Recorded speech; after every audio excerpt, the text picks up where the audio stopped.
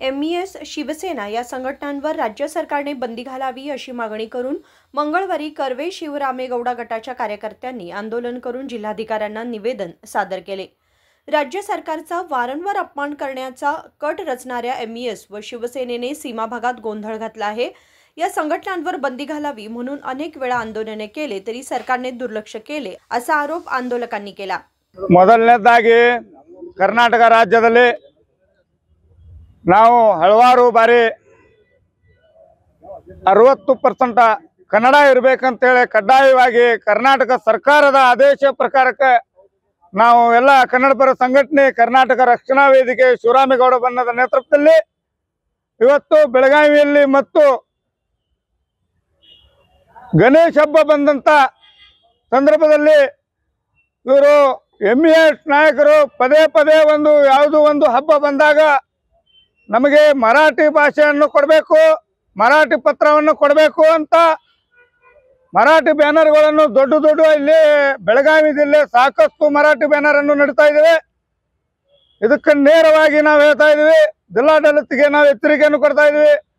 Police ಇಲಾಖೆಯವರು ನಮಗೆ ಸಹಕಾರ ಕೊಡಬೇಕು, ಯಾಕೆ ಅಂದ್ರೆ ಅವರು ಕುಂದ್ರದಲ್ಲಿ ದೊಡ್ಡ ಮರಾಠಿ ಬೋರ್ಡ್ ಅನ್ನು ಅವನು ಸರಿಗೊಳಿಸಬೇಕಂತ ನಾವು ಒತ್ತಡವನ್ನು ಮಾಡ್ಕೊಂಡು ಕೂಡ ಬಂದ್ರು। ಕಾರ್ಪೊರೇಷನ್ ಅವರು ತೆಗಿತಾರೆ ಅಂತ ಹೇಳ್ಕೊಂತವ್ರು ಹೇಳ್ತಾ ಇದ್ದಾರೆ।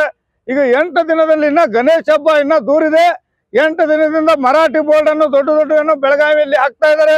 ನಿನ್ನೆ ಎಂಇಎಸ್ನವರು ಬಂದು ಜಿಲ್ಲಾಧಿಕಾರಿ ಅವರಿಗೆ ಮನವಿಯನ್ನು ಕೊಡ್ತಾರ, ನಮಗೆ 100% ಅನ್ನು ಮರಾಠಿಯನ್ನು ಕೊಡ್ಬೇಕಂತೇಳಿ।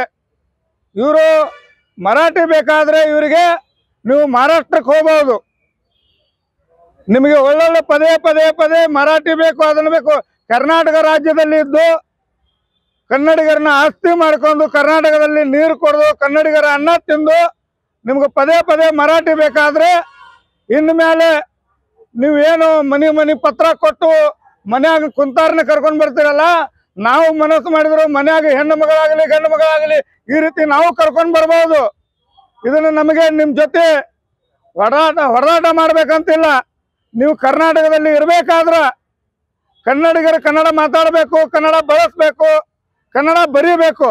ನೀವೇನಾದ್ರೂ ಕನ್ನಡದಾಗಿ ನೀವು ಮಾಡೋದಿಲ್ಲ ಅಂತಂದ್ರೆ ನೀವು ಮಹಾರಾಷ್ಟ್ರಕ್ಕೆ ಹೋಗಿರಿ। ಇನ್ನು ಮೇಲೆ ಕರ್ನಾಟಕ ರಕ್ಷಣಾ ವೇದಿಕೆ ಶಿವರಾಮೇಗೌಡ ನೇತೃತ್ವದಲ್ಲಿ ನಿಮ್ಮನ್ನು ಬಗ್ಗು ಬಡಿಯುವಂತ ಕೆಲಸ ನಾವು ಮಾಡಬೇಕಾಗ್ತಿದೆ। ಯಾಕಂದ್ರೆ ಪೊಲೀಸ್ ಇಲಾಖೆಯವರಿಗೆ ನಾವು ತಿಳಿಸ್ಕೊಂಡು ಬರ್ತಾ ಇದೀವಿ, ಪೊಲೀಸ್ ಇಲಾಖೆಯವರು ನೀವೇನು ಮಾಡಬೇಡ್ರಿ, ಏನೋ ಇದ್ರು ನಮ್ಗೆ ಪದೇ ಹೇಳ್ರಿ ಅಂತಾರ। ನಾವು ಪದೇ ಹೇಳ್ಕೊಂತ ಕುಂದ್ರಬೇಕಾ ನಿಮ್ಗೆ? ನಾವಿನ ಮೇಲೆ ಹೇಳುವಂತ ಅವಶ್ಯಕತೆ ಇಲ್ಲ। ನೀವೇನು ಕೇಸ್ ಹಾಕ್ತೀನಿ ಅಂತೀರಿ, ಅದನ್ನ ಹಾಕ್ತೀನಿ ಅಂತ ನಮ್ಗೆ ಹೆದರಿಕೆ ಹಾಕ್ತೀರಿ। ನೀವು ಎಷ್ಟು ಕೇಸ್ ಹಾಕ್ತೀರಿ ಹಾಕ್ಬಹುದು, ನೀವು ಗೇಲ್ಗೆ ಹಾಕ್ಬಹುದು, ಅದಕ್ಕೆ ನಾವು ತಯಾರದೇವಿ। ನೀವು ಪದೇ ನಮ್ಗೆ ಎದುರಿಸುವಂತ ಕೆಲಸ, ದಬ್ಬಾಳಿಕೆ ಮಾಡುವಂತ ಕೆಲಸನು ದಯವಿಟ್ಟು ಪೊಲೀಸ್ ಇಲಾಖೆ ಮಾಡಬಾರ್ದು। ಯಾಕೆಂದ್ರೆ ಕನ್ನಡಿಗರ ಮೇಲೆ ಈ ರೀತಿ ಮಾಡಿದ್ರೆ ನಾಳೆ ಹೋರಾಟ ಮಾಡೋರನ್ನ ಹೆದರಿಕೆ ಹಾಕಿ ಮನೆ ಕುಂದ್ರಸಂತ ಇಂಥ ಪರಿಸ್ಥಿತಿಯನ್ನು ನೀವು ಮಾಡ್ತೀರಲ್ಲ, ನೀವು ದಯವಿಟ್ಟು ಮಾಡಬಾರ್ದು। ನೇರವಾಗಿ ಕರ್ನಾಟಕ ಸರ್ಕಾರಕ್ಕೆ ನಾನು ಎಚ್ಚರಿಕೆಯನ್ನು ಕೊಡ್ತಾ ಇದ್ದೇನೆ। ಇಲ್ಲೇ ಬೆಳಗಾವಿಯಲ್ಲಿ ಇದ್ದಂತ ರವಿ ತಾಲೂಕೆ ಅಂತೇಳಿ ಮಹಾರಾಷ್ಟ್ರ ರಾಜ್ಯದಲ್ಲಿ ಹೋಗಿ ಮಹಾರಾಷ್ಟ್ರ ಸರ್ಕಾರಕ್ಕೆ ಮನವಿ ಕೊಟ್ಕೊಂಡು ನಮ್ಮ ಬೆಳಗಾವಿಯಲ್ಲಿ ಮರಾಠಿ ಕೊಡಂತನ, ಏನೋ ಅವ್ರ ಅಪ್ಪಂದಲ್ಲ ಇದು ಬೆಳಗಾವಿ, ನೀವೇನೋ ಮ್ಯಾಗ ತಳಗ ಮಾಡ್ಕೊಂಡ್ರು ನಿಮ್ಗೇನು ಬೆಳಗಾವಿ ಬಿಟ್ಟು ಕೊಡೋದಿಲ್ಲ। ಕನ್ನಡಿಗರ ಆಸ್ತಿ, ಕನ್ನಡಿಗರ ಇದ್ದಂತ ಶಕ್ತಿಯನ್ನು ತೋರಿಸ್ಕೊಡ್ತೇವೆ। ಅವನು ವಜಾ ಮಾಡ್ಬೇಕನ್ನುವಂತ ರವಿ ತಾಲೂಕರಿಗೆ ಕರ್ನಾಟಕ ರಾಜ್ಯದಲ್ಲಿ ಅವನು ವಜಾ ಮಾಡಬೇಕು। ಕಾರ್ಪೊರೇಷನ್ದಲ್ಲಿ ಅವನು ಇದ್ದಂತ ಒಂದು ಕಾರ್ಪೊರೇಟರ್ ಆಗಿದ್ದಾನೆ, ಅವನು वजा ಮಾಡುವವರೆಗೆ ನಾವು ಹೋರಾಟ ನಿರಂತರವಾಗಿ ನಾವು ಮಾಡೇ ಮಾಡ್ತೀವಿ ಅಂತ ನಾನು ಎಚ್ಚರಿಕೆಯನ್ನು ಕೊಡ್ತಾ ಇದ್ದೀನಿ। ಬೆಳಗಾವಿ ಜಿಲ್ಲಾಧಿಕಾರಿ वाजिद्रेकडे एमईएस व शिवसेना यांच्यावर बंदी घालण्याच्या घोषणा देण्यात आल्या। सरकारचा अनेकदा अपमान करणाऱ्या गुंड एमईएस व शिवसेनेवर जर बंदी घातली नाही तर ते कन्नडिगांचा अपमान ठरेल असा इशारा त्यांनी दिला। विनोद कोलकार, KMM मराठी, बेळगाव।